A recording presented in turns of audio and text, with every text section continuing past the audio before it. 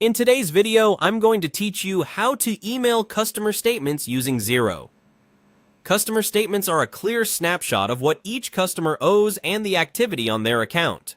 By the end of this walkthrough, you'll know exactly where to find the statement tool in Xero and how to send accurate statements to the right people in just a few clicks.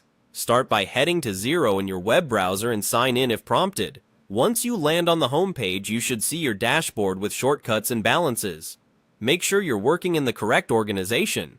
If you manage more than one, use the organization switcher at the top to choose the company you want to send statements from.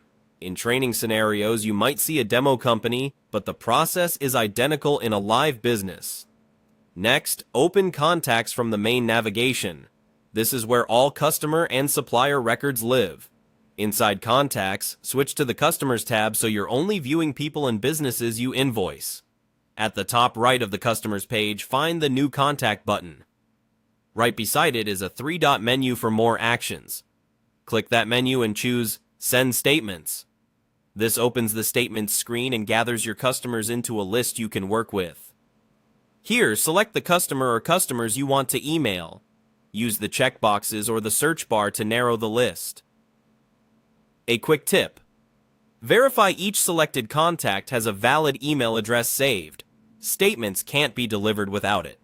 On this screen, you can also review available statement settings, such as the date range or statement type, so the document shows exactly what you intend, whether that's outstanding balances or recent activity. Before sending, glance over the email subject and message. Xero pulls these from your templates, and it will automatically attach the statement as a PDF. Keep the wording clear and professional. If you need to personalize the message for a particular customer, you can do that here without changing your global template. When everything looks good, click Email. Xero will send the statement to each selected customer and confirm that the emails have been queued. If you want additional assurance, you can return to the customer record later to see that a statement was emailed. That's it.